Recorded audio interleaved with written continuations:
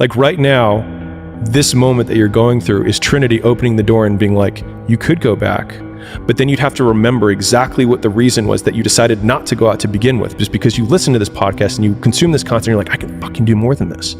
Like, because you are starting to live in some of that, how where you look in the mirror and you're like, I can do more. Once you've already won, people are like, he's amazing, he's so good.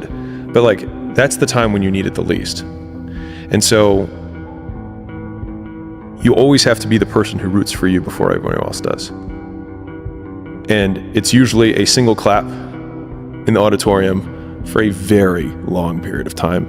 It is a slow clap that's just you rooting for you. One of the strongest reframes for suffering is that it gives you the opportunity to create evidence of the person who you want to be. And so it's like, I cannot say that I'm the type of man who can withstand hard things without having gone through hard things. And so this hard thing that has occurred that was not of my choice can still be something that serves me and my ultimate goal to become the type of man who can do these things.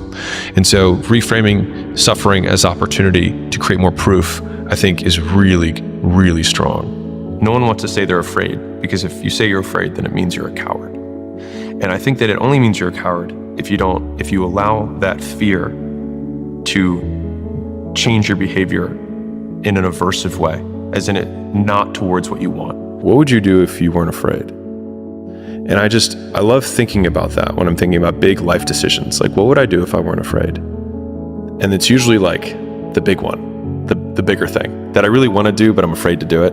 It's like, that's what I should do. Our brains are meant to keep us alive. We literally think if we fail, we die. Like, everyone will ostracize us from the group and we will be alone and die. Yep. And so just actually playing it out, not one step, but like 2 more steps after that, you're like, okay, so my actual downside risk is nothing, but my upside is everything I've wanted. And even if I'm at 50% off on that, it's still worth the shot. And so like, no one ever tells stories about the hero who made it all happen immediately and had no hardships. No one cares, right? Like, okay, you were born to a billionaire. Is there a story there? Not really. But everyone loves the story because we can see ourselves in the character and how much we hope to be like them. And it's the being like them, not the having what they have, that we usually like. And so reframing ourselves as the hero of that narrative in my harder times was what really got me through that, and thinking, I will tell this story someday. We don't rise to the standards we have when others are watching. We fall to the standards we have when no one is watching. The only work that really matters is the work that no one sees. It shows you who you really are rather than who you say you are. There's this line that I heard David Goggins say on Rogan, and I can't remember who he was saying it to or what he said in response to, but he just said, I'm David Goggins, bitch. And I remember him saying it, and I thought to myself, like, you want to be able to say that in the mirror to yourself and not laugh at yourself. Mm-hmm. And the only way that I can do that is know that when no one's watching, I work harder than when they're watching.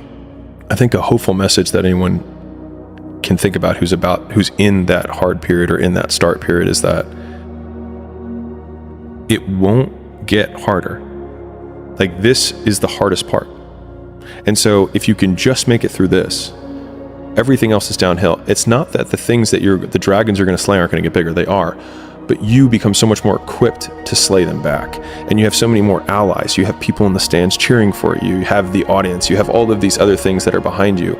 But in the beginning, it's just you with a stick against a bear. And arguably, that fight is a harder fight to win than beating a dragon when you have a nuclear bomb and 6 nations behind you.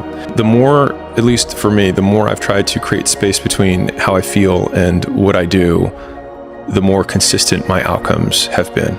It doesn't matter, or like, this won't last, or like, this business idea, it's not gonna work. And you might have 9 failures. I felt my first 9 businesses didn't really amount to anything. 9, as in the first one, spent time, fucking failed. Second one, this one will be different, fucking failed. Third one, this is the one. And then 6 more after that, right? I'm just painting this picture because, like, it's painful as shit, because the whole time everyone is telling you, I told you so, and they're right. If you don't want to wake up, then What have you got to lose? exactly.